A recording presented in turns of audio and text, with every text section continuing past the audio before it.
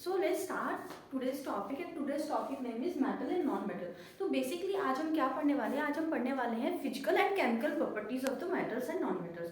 सो जैसा कि हमें पता है कि हम अपने सराउंडिंग्स में ऑब्जर्व करते हैं, आप कई सारी चीज़ों को देखते हैं.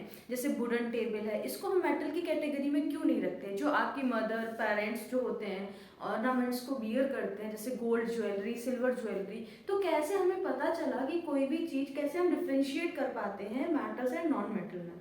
तो उसको डिफ्रेंशिएट करने के लिए दो तरीके हैं. पहला होता है फिजिकल प्रॉपर्टीज एंड नेक्स्ट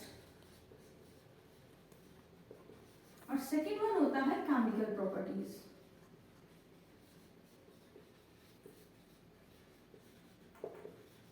तो बेसिकली हम सबसे पहले ये पढ़ते हैं कि what do you mean by physical properties. क्या होता है physical properties. So physical properties means physical properties are those property we can observe without changing their chemical identity. मतलब बच्चों वो प्रॉपर्टी जिसमें बिना केमिकल चेंज किए हम उसको ऑब्जर्व करके और डिफ्रेंशिएट कर पाए, उन प्रॉपर्टीज को हम क्या बोलते हैं, फिजिकल प्रॉपर्टीज बोलते हैं. जैसे कि किसी का शेप बताना, स्ट्रक्चर बताना, वो किस स्टेट में प्रेजेंट है ना, उसका क्या ही फिजिकली अपीयरेंस क्या है, उस बेसिस पे हम डिफाइन करते हैं फिजिकल प्रॉपर्टीज को. और केमिकल प्रॉपर्टीज क्या होती है. Chemical properties are those property in which there is a change in their chemical identity.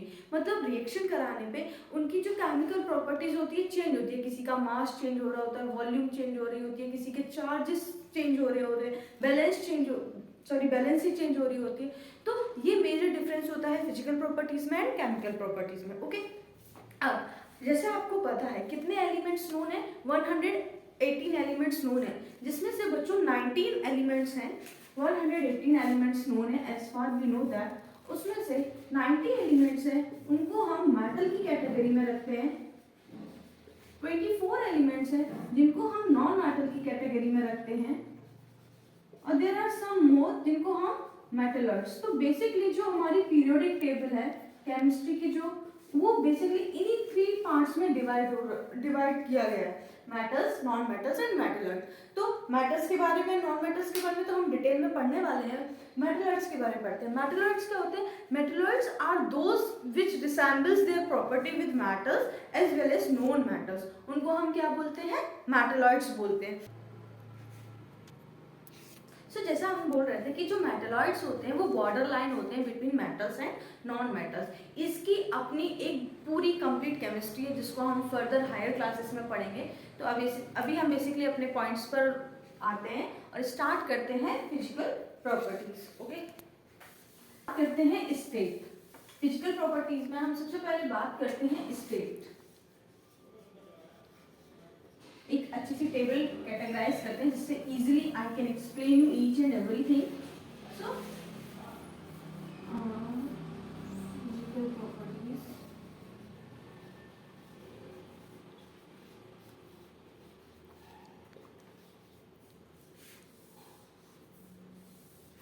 Metal,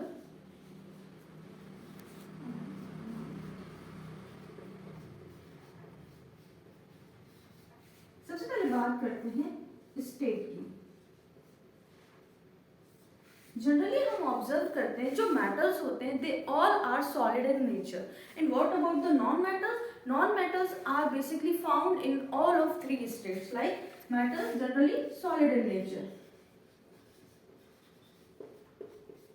इस टेबल को कंप्लीट करते हैं. और जो नॉन मेटल होते हैं वो किसमें, वो solid, liquid, gas. They exist in all 3 form. So अभी जैसे देखिए सॉलिड में carbon form, liquid except bromine, और जितनी भी गैस होती हैं CO2, O2, Cl2, जो भी गैसेस है. तो जो नॉन मेटल होते हैं वो सब में एग्जिस्ट करते हैं तीनों स्टेट्स की फॉर्म में, और जो मेटल्स होते हैं वो solid nature. But as we all know that chemistry is the exceptions ना, एक सब्जेक्ट ऑफ एक्सेप्शन. तो यहाँ पे भी एक्सेप्शन है. जो बच्चों मरकरी है, mercury, it is only one of the metal which is present in liquid state at their room temperature. Mean ये एक ऐसा मेटल है जो नॉर्मल रूम टेम्परेचर पे लिक्विड स्टेट में मिलता है, राइट। अब आगे बढ़ते हैं, उसके बाद सो हम पढ़े थे टेंसाइल स्ट्रेंथ। टेंसाइल स्ट्रेंथ क्या होता है बच्चों? टेंसाइल स्ट्रेंथ वो पावर होती है to tolerate of the high pressure before the breaking, उसको हम टेंसाइल स्ट्रेंथ बोलते हैं। तो जनरली जो मेटल होते हैं उनके पास एक अच्छी खासी स्ट्रेंथ होती है, वो काफ़ी प्रेशर को they can withstand with high pressure before the breaking, so that's why they show the good tensile strength. इसी वजह से because of this reason only the metal can transform into thin sheet, thin wire, okay, got it. So the process by which metal transferred and hammered and converted into a thin sheet, that property is known as the ductility. What is ductility? So जो metals होते हैं वो ductile in nature होते हैं, means उनको हम एक thin sheet में convert कर सकते हैं। What is mean by sorry my mistake, ductility means होता है thin wire में change करना, ओके, एंड malleability का means होता है fourth malleability means होता है उनको हम thin sheet में convert करते हैं, thin sheet, यहाँ पे thin wire। बट यही सारी जो प्रॉपर्टीज है वो हमको नॉन मेटल में ऑब्जर्व नहीं होती है। Why? Because they don't have good tensile strength, so not good in tensile strength, so they not be changed in thin wire, they not converted into thin sheet. Let's move for further properties, that is lustrous. So आप बताइए, आपने किसी भी एक example दीजिए जो कि lustrous हो, मेटल्स और नॉन मेटल्स का। तो आपने जनरली नोटिस किया होगा जितने भी मेटल्स होते हैं दे आर लस्ट्रस, मीन्स होता है the property when we cut with a knife they show the property of shining. तो आप जब भी किसी मेटल को किसी से भी कट करोगे बच्चों तो वो लस्ट्रस होते हैं, metal are lustrous in nature, while non metals are not, but there is exception, diamond. आप लोगों को पता है ना, डायमंड जो होता है वो एक नॉन मेटल है, स्टिल वो सबसे इस पूरे वर्ल्ड में जो सबसे ज्यादा शाइन करता है वो क्या है? डायमंड। ये कार्बन की अपनी एक डिफरेंट प्रॉपर्टीज होती हैं जिसको हम नेक्स्ट आगे की वीडियोस में पढ़ेंगे। अब बात करते हैं, लस्ट्रस हो गया। अब सोनोरिटी क्या प्रॉपर्टी होती है? सोनोरिटी प्रॉपर्टी होती है, आपने ऑब्जर्व किया होगा जो मेटल्स होते हैं उनकी they have their own ringing sound. आपने मंदिरों में, टेम्पल में बैल देखा होगा, और आप जनरली ऑब्जर्व करते हो कि जब भी कोई मेटल होता है वो हैमर करने पे एक रिंगिंग साउंड को प्रोड्यूस करते हैं। तो ये एक और one of the most important physical property है जिससे हम डिफाइन कर पाए कि वो मेटल है कि नॉन मेटल। वाई? जो नॉन मेटल, आपने कभी किसी वुडन को देखा है, कोई भी लकड़ी हो जिसके अंदर कार्बन प्रेजेंट होता है, वो कोई रिंगिंग साउंड प्रेजेंट करता है? नहीं करता है। सो बेसिकली जो नॉन मेटल होते हैं वो not sonorous in nature. Density की बात करते हैं, मेटल है हाई डेंसिटी, while non-metal है low density. What do you mean by density? Density means the ratio of mass by volume. Got it? So means जो metals होते हैं वो basically high density possess करते हैं, while जो non-metals होते हैं उनकी low density होती है। अब इसमें भी exception है बच्चों, इसमें जो पोटेशियम है, सोडियम है, potassium, sodium, they basically low density के होते हैं, राइट। और यहाँ पे जो नॉन मेटल है हमने ऑब्जर्व किया कि वो लो डेंसिटी के होते हैं, लेकिन यहाँ पर भी एक्सेप्शन है, और एक्सेप्शन है बच्चों ब्रोमीन का। ब्रोमीन एक लिक्विड फॉर्म में एग्जिस्ट करता है, still it is high density, okay, it's have high density. Let's move ahead. हाँ, तो हमने एक, अगर हम चार्ट बनाए तो हमने मेटल्स एंड नॉन मेटल की कौन कौन सी फिजिकल प्रॉपर्टीज को पढ़ लिया अभी तक? हमने पढ़ा है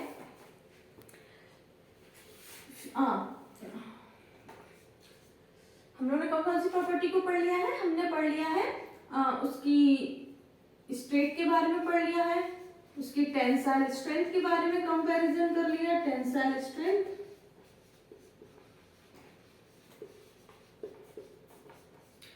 malleability,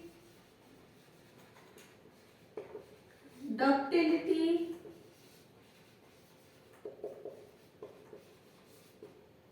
sonority, lustrous। अब बात करते हैं कंडक्टिविटी की, एक और one of the most important property. जो बच्चों मेटल्स होते हैं they are good conductor of heat and electricity, good conductor of heat and electrons. हम लोग ने good conductor of heat and electrons means charge. Basically हमने नोटिस किया है जो आपके घरों में मेटेलिक वायर यूज होते हैं उनके अंदर ऊपर तो एक प्लास्टिक का कवर होता है, राइट। उसके अंदर हमने ऑब्जर्व किया कि जो वो वायर होती है थिन वायर, ये भी मेटल की प्रॉपर्टी थी डक्टिलिटी, जिसकी वजह से जो मेटल है वो थिन वायर में कन्वर्ट हो पाए। और मेटल की यही एक second property, most important property है कि metal can conduct the electricity. आपने देखा हो, एक एग्जाम्पल देते हूँ, घर में हम लोग, आपकी मम्मा जब वह फ्राई पैन यूज कर रही होती हैं तो उसमें अगर जो स्पून यूज करें जिससे वो स्टर करते हैं, वो आपने देखा हो तो जो उसकी रॉड होती है वो ऑटोमेटिकली हीटअप हो जाती है। ऐसा क्यों होता है? तो जो ये प्रॉपर्टी है इससे हमें ये पता चलता है कि जो मेटल्स होते हैं वो हीट को भी कंडक्ट कर सकते हैं, है ना। और वायर का तो आपने अपने घरों में देखे हुए एग्जाम्पल कि जितने भी आपके घरों में इलेक्ट्रिसिटी की सप्लाई हो रही है वो सिर्फ और सिर्फ मेटेलिक वायर की, जिसमें हम कौन सा मेटल यूज करते हैं? कॉपर। प्लेटिनम का भी यूज कर सकते हैं, गोल्ड का भी यूज कर सकते हैं, but they are not, we can't afford them because they are present in most high rate। उनके रेट इतने ज़्यादा होते हैं कि उसको हम easily अफोर्ड नहीं कर सकते। तो इसीलिए एक चीपर रेट पे कॉपर अवेलेबल है, उसकी स्ट्रेंथ अच्छी है, इसीलिए उसको हम अपने घरों की इलेक्ट्रिक सप्लाई में यूज करते हैं। वाइल जो नॉन मेटल्स होते हैं they are the bad conductor of heat and electricity, but still there is exception. What is the exception? Graphite. Graphite एक नॉन मेटल है बच्चों, still it is a good conductor of electricity. अब कैसे इसको? तो इसकी एक्टिविटी आपकी NCERT book में दे रखी है, उस एक्टिविटी को आप ऑब्जर्व कर सकते हो। कैसे? एक इलेक्ट्रिक वायर लेना है, इलेक्ट्रिक सेल से उसको कनेक्ट करना है, उसको एक ग्रेफाइट जो आपकी पेंसिल लीड होती है एक एंड उससे कनेक्ट करना है, एक एंड उसके बल्ब से कनेक्ट करना, अनदर एंड उसको किससे कनेक्ट करना है? सेल से। तो आप देखोगे कि जो बल्ब है वो ग्लो करेगा। So that proves that the graphite is the good conductor of electricity. तो क्या हुआ, हमने जब इतनी सारी फिजिकल प्रॉपर्टीज पढ़ी, एक melting point and boiling point का पॉइंट भी है, melting point and boiling point. जो मेटल्स होते हैं generally they have high boiling point, high boiling point and melting point, while generally non-metals don't have, they don't have, right? So ये सारी properties थी physical properties जिनसे हमने सीखा और हम डिफ्रेंशिएट कर पाए।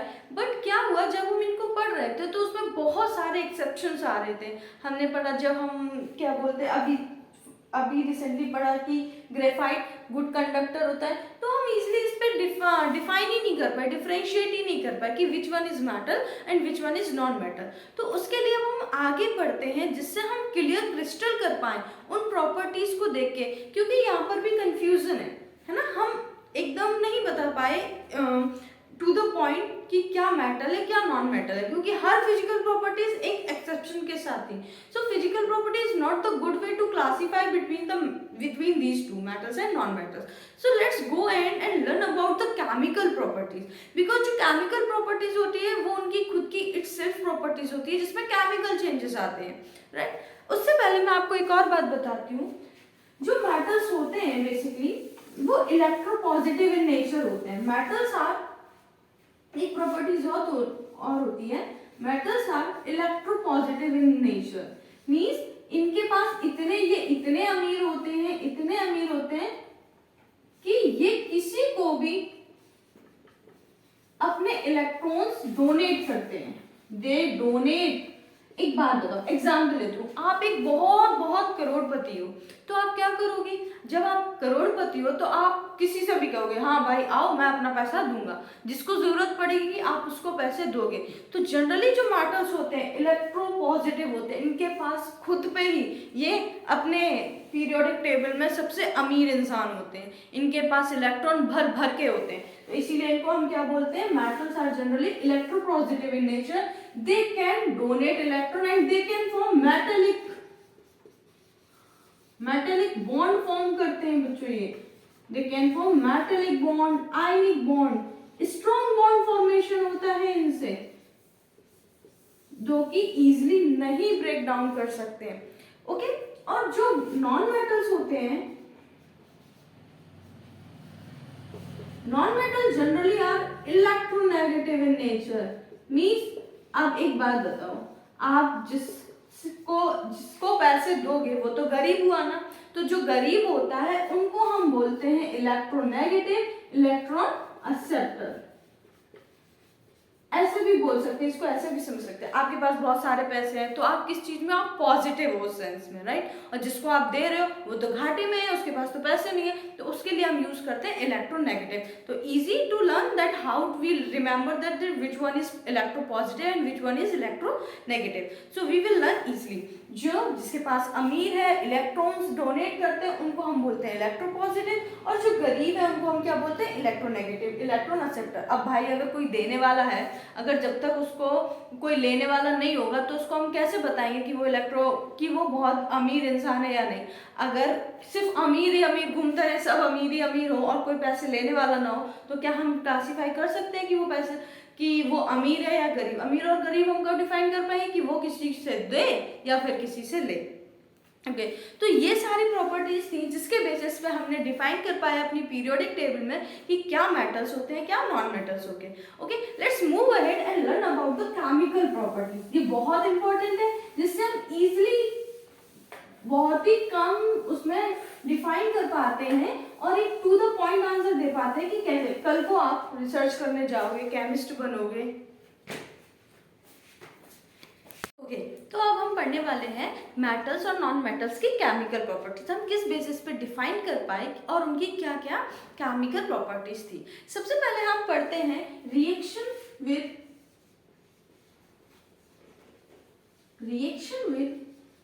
Air. Air means O2। How metal react with oxygen.